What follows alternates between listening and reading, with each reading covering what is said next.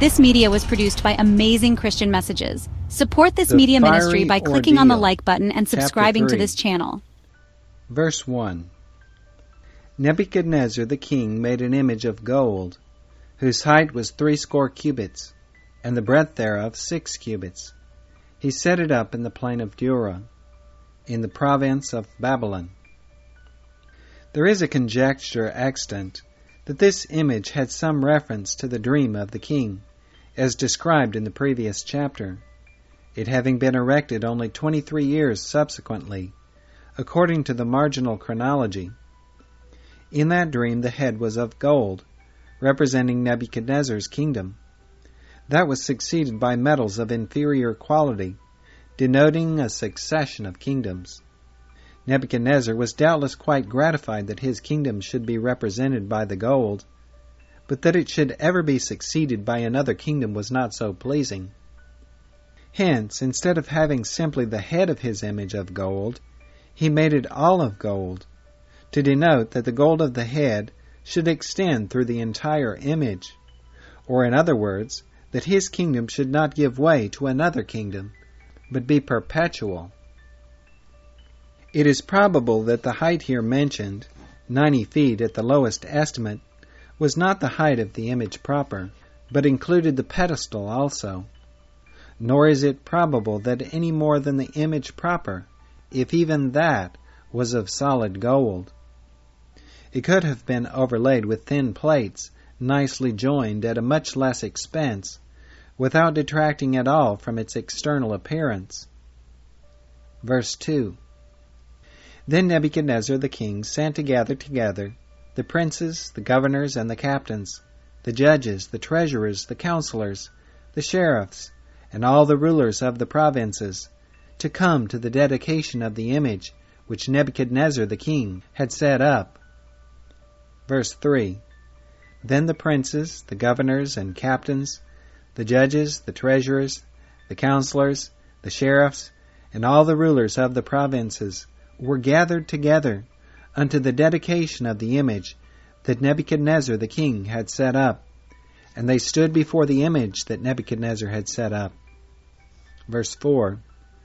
Then an herald cried aloud, To you it is commanded, O people, nations, and languages, verse 5, that at what time ye hear the sound of the cornet, flute, harp, sackbut, psaltery, dulcimer, and all kinds of music, ye fall down and worship the golden image that Nebuchadnezzar the king hath set up. Verse 6. And whoso falleth not down and worshippeth, shall the same hour be cast into the midst of a burning fiery furnace. Verse 7. Therefore at that time, when all the people heard the sound of the cornet, flute, harp, sackbut, psaltery, and all kinds of music, all the people, the nations, and the languages fell down and worshipped the golden image that Nebuchadnezzar the king had set up.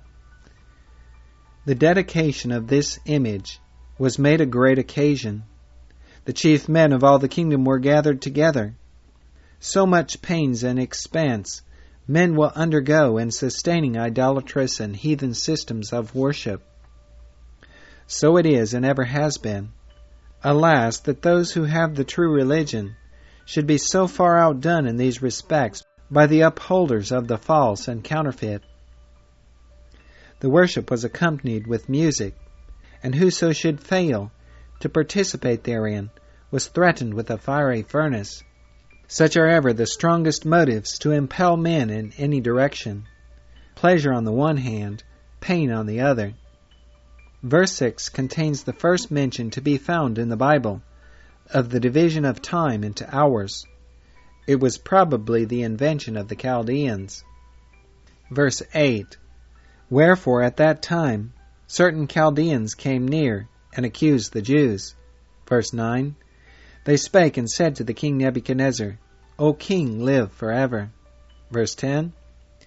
Thou, O king, hast made a decree that every man that shall hear the sound of the cornet, flute, harp, sackbut, psaltery, and dulcimer, and all kinds of music, shall fall down and worship the golden image.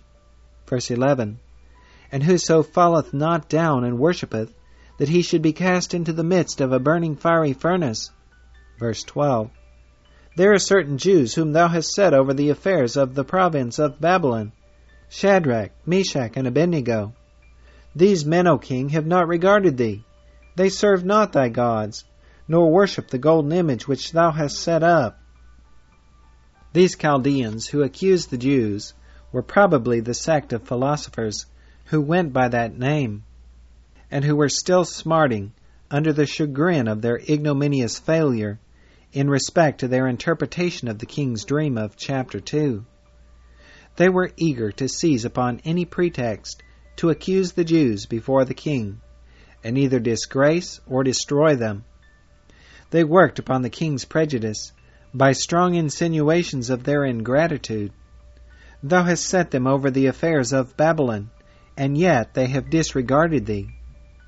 Where Daniel was upon this occasion it is not known. He was probably absent on some business of the empire, the importance of which demanded his presence. But why should Shadrach, Meshach, and Abednego, since they knew they could not worship the image, be present on the occasion?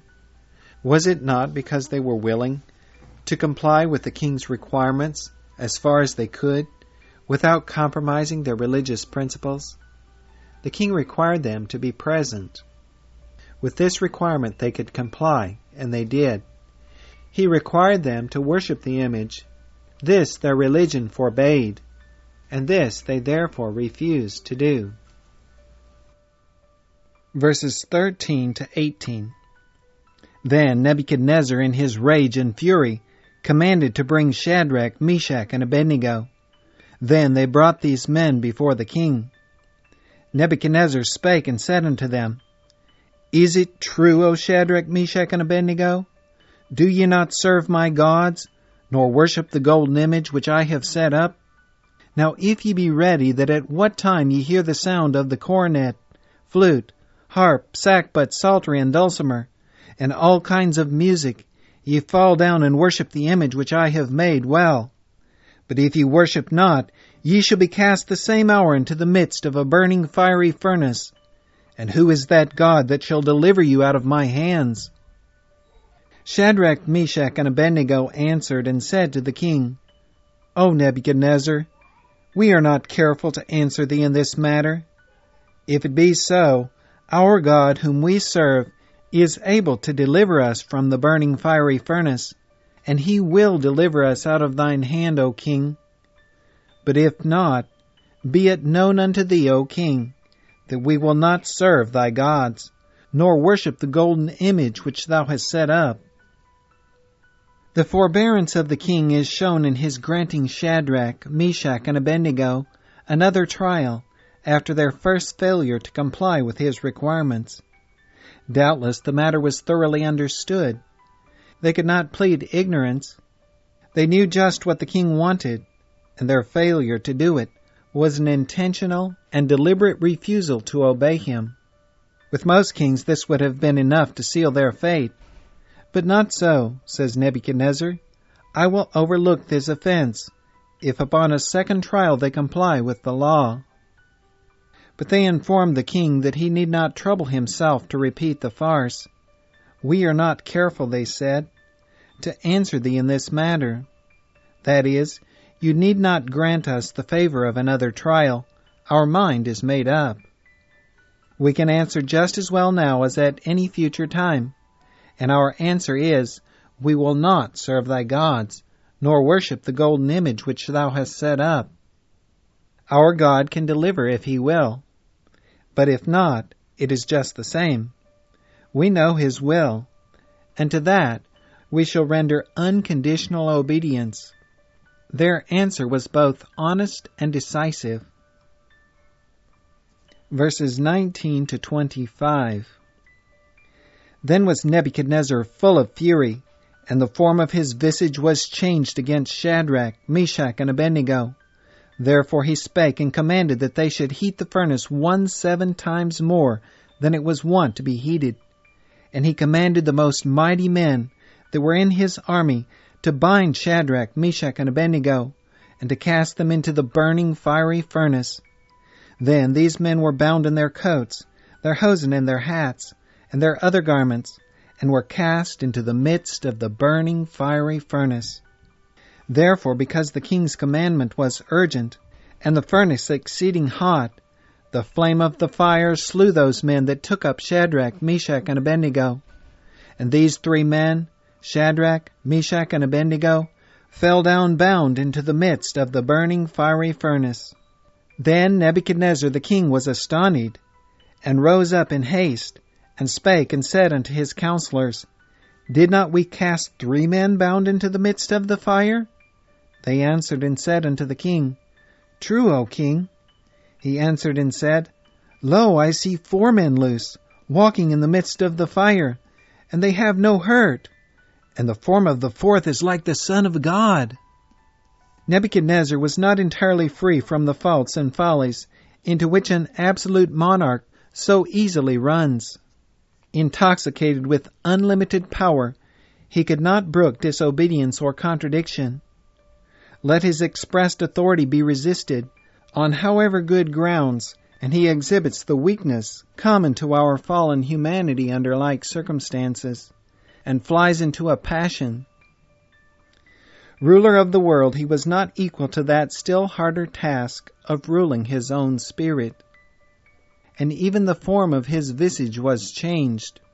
Instead of the calm, dignified, self-possessed ruler that he should have appeared, he betrayed himself in look and act as the slave of ungovernable passion.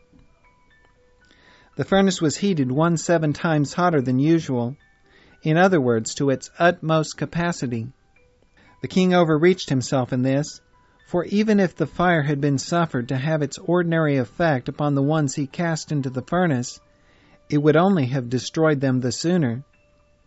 Nothing would have been gained by that means on the part of the king, but seeing they were delivered from it, much was gained on the part of the cause of God and His truth.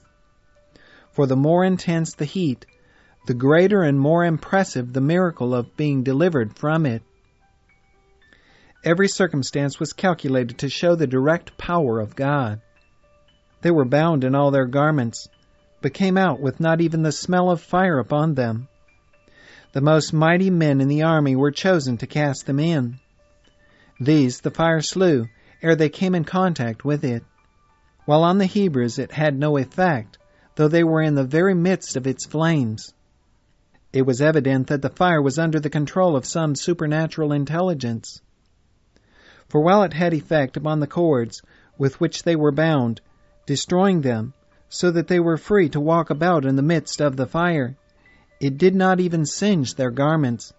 They did not, as soon as free, spring out of the fire, but continued therein.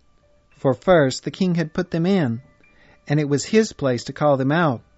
And secondly, the form of the 4th was with them, and in his presence they could be content and joyful, as well as in the furnace of fire, as in the delights and luxuries of the palace. Let us, in all our trials, afflictions, persecutions, and straitened places, but have the form of the 4th with us, and it is enough. The king said, and the form of the 4th is like the Son of God. This language is by some supposed to refer to Christ, but it is not likely that the king had any idea of the Savior. A better rendering, according to good authorities, would be like a son of the gods. That is, he had the appearance of a supernatural or divine being. Nebuchadnezzar subsequently called him an angel. What a scathing rebuke upon the king for his folly and madness was the deliverance of these worthies from the fiery furnace. A higher power than any on earth had vindicated those who stood firm against idolatry, and poured contempt on the worship and requirements of the king. None of the gods of the heathen ever had wrought such deliverance as that, nor were they able to do so. Verses 26 to 30. Then Nebuchadnezzar came near to the mouth of the burning fiery furnace, and spake and said, Shadrach, Meshach, and Abednego, ye servants of the Most High God, come forth and come hither. Then Shadrach, Meshach, and Abednego came forth of the midst of the fire. And the princes, governors, and captains, and the king's counselors, being gathered together, saw these men, upon whose bodies the fire had no power, nor was an hair of their heads singed, neither were their coats changed, nor the smell of fire had passed on them. Then Nebuchadnezzar spake and said, Blessed be the God of Shadrach, Meshach, and Abednego, who hath sent his angel, and delivered his servants that trusted in him, and have changed the king's word, and yielded their bodies, that they might not serve nor worship any god, except their own God. Therefore I make a decree, that every people, nation, and language, which speak anything amiss against the God of Shadrach, Meshach, and Abednego, shall be cut in pieces, and their houses shall be made a dunghill, because there is no other God that can deliver after this sort. Then the king promoted Shadrach, Meshach, and Abednego in the province of Babylon. When bidden, these 3 men came forth from the furnace. Then the princes, governors, and king's counselors, through whose advice, or at least concurrence, they had been cast into the furnace. For the king said to them, verse 24, Did not we cast 3 men bound into the midst of the fire? Were gathered together to look upon these men, and have optical and tangible proof of their wonderful preservation. The worship of the great image was lost sight of. The whole interest of this vast concourse of people was now concentrated upon these 3 remarkable men.